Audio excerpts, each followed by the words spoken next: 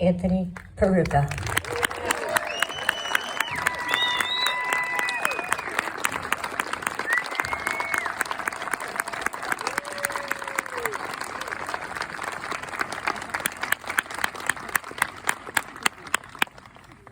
Please repeat with me. There is a God. There is a God. Our rights come from Him. Our rights come from Him. And the purpose of civil government And the purpose of civil government is to protect God-given rights. is to protect God-given rights. Now let's do it so they can hear us on the mountaintop here. There is a God. There is a God. Our rights come from Him. Our rights come from And the Him. purpose of civil government And the purpose of civil is government to protect God-given rights. is to protect God-given rights. You don't have to repeat anymore. Thank you so much. The purpose of civil government is not to make sure you're wearing your helmet. It's not to make sure you've got your seatbelt buckled. It's not to make sure that you're eating your veggies. Actually, it's not to protect your health. The purpose of civil government is not to protect your health. It's to protect your liberty so that you can protect your health.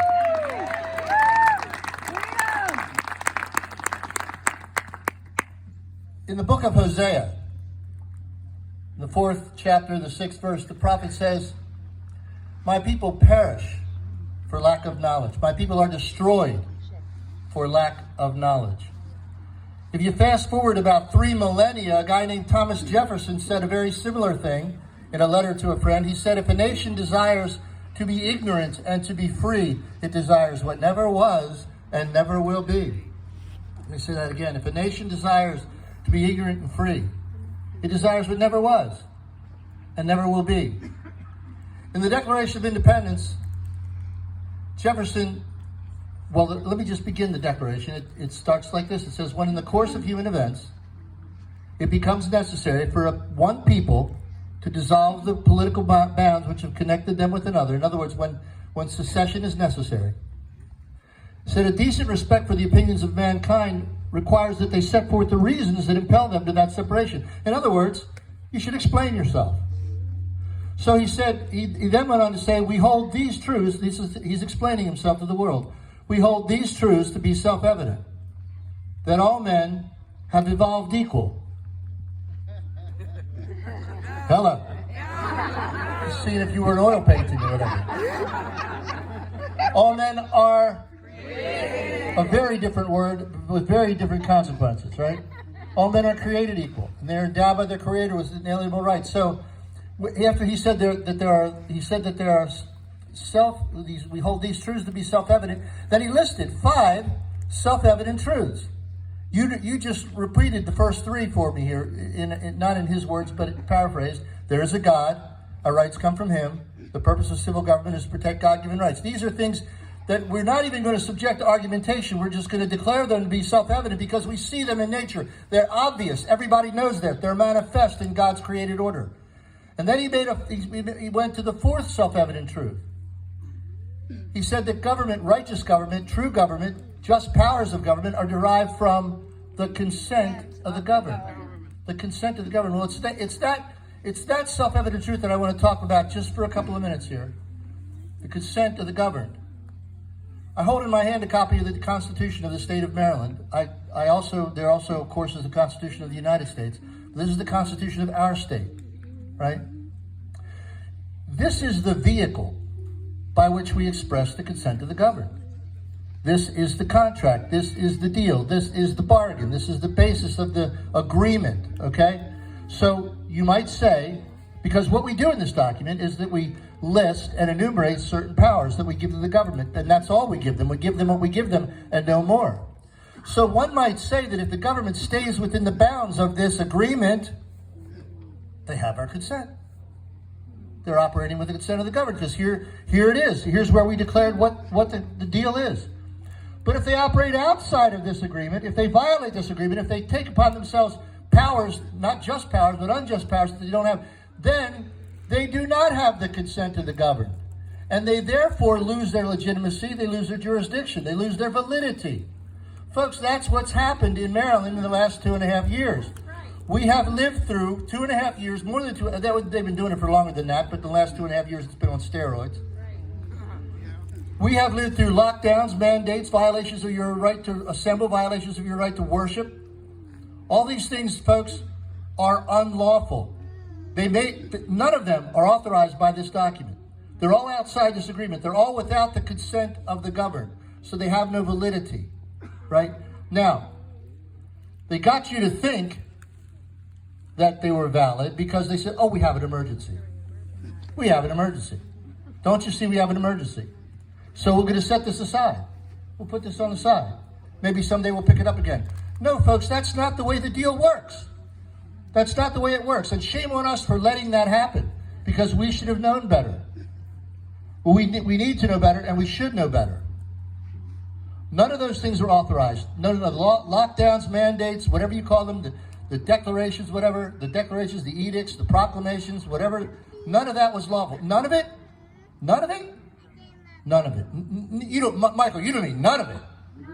None of it. None of it? None of it. You don't mean none of it. None of it. None of it was zero. None of it was lawful.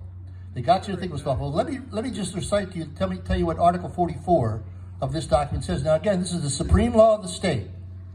This is every law isn't law unless it's in harmony with this, right?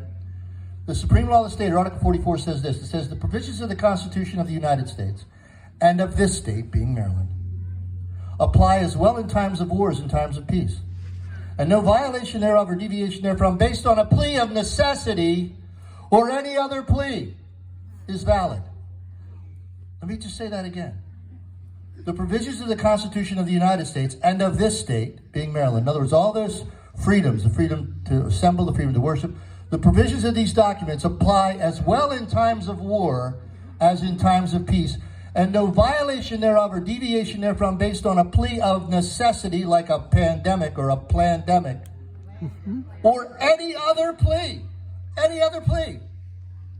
is valid. Folks, none of this stuff was lawful. None of it was valid. What this document says is there's no COVID-19 exception to your Bill of Rights. That's right. There's no exception. There's no emergency exception to your Bill of Rights. There's no exception to your Bill of Rights. It just doesn't exist, but they got you to think that it did. And therein is their treason. Larry Hogan, I know I'm running as a Republican, and he ostensibly is a Republican. Larry Hogan, in my view, has done more harm to the state of Maryland than anybody else in his 450 years of existence. Absolutely more harm. Because what he has said in effect is this document, which has been in effect for hundreds of years. He said this doesn't count. He wants to just act like this doesn't count, and all the county executives and the health department officials, all of the things that they did were absolutely, positively treasonous. Folks, that's why I'm running for Attorney General. Yes. Because all of this needs to be. Thank you.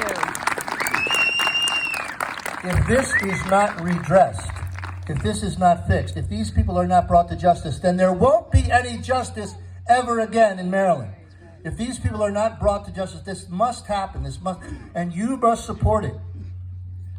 You must make yourself aware. I had a high school debate teacher at one point that used to say to me, Michael, the result of effective speech is action. The result of effective speech is action, meaning that if I say these words and you like what I say and you drive home with a nice warm fuzzy feeling, but you don't do anything, then my words would have been in vain, and my speech would have been in vain. So I need you to do something. I need you to do a couple of things when I ask you. First of all, I had a mentor that used to say the Constitution is not a self-enforcing document. The Constitution is not a self-enforcing document. It's a wonderful document, but the words aren't going to leap off the page and defend themselves. The Constitution needs champions. It needs a committed citizenry. It needs a citizenry armed with knowledge and armed.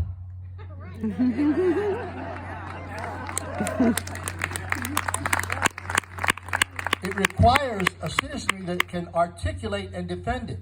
So, folks, the first thing I'm going to ask you to do is become that citizenry. Make sure you are that citizenry.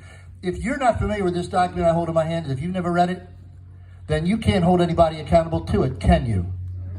No. This I could lead into a little commercial for Institute on the Constitution right now, because Institute on the Constitution. You look it up, theamericanview.com, Institute on the Constitution. Google that. You will find ways that you can learn about this document and other very important documents. Institute on the Constitution. It's a group I helped to found about 25 years ago, along with my brother. Folks, so that's the first thing I'm going to ask you to do. If you feel like you don't know everything you need to know about the rules of the game here, then fix that, please. Fix that problem. Become somebody who can articulate and defend the law, because then you can help your Attorney General to prosecute these people. You'd be helpful for that. The second thing I'm going to ask you to do is to please support all these candidates that are here today. Support Dan Cox, and please support my run for Attorney General. It would be a great honor to represent you.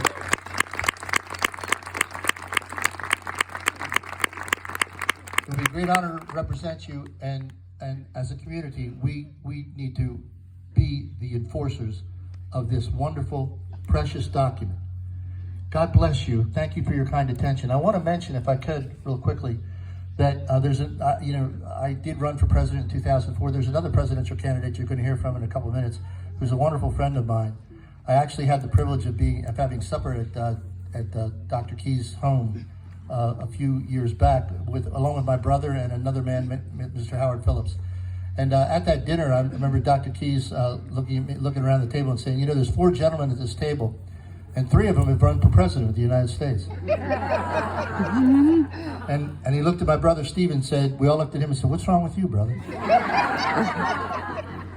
Dr. Keyes is a wonderful friend. As a matter of fact, I found on my wall, and I brought it with me, and I asked him to take a picture of it with me, is a little certificate that actually he gave me, he presented me when I finished the course of instruction 22 years ago. It was in the year 2000. So I got him to retake the picture with me today. He's a wonderful man, and I look forward to his remarks. Folks, thank you. God bless you. Thank you for your kind attention.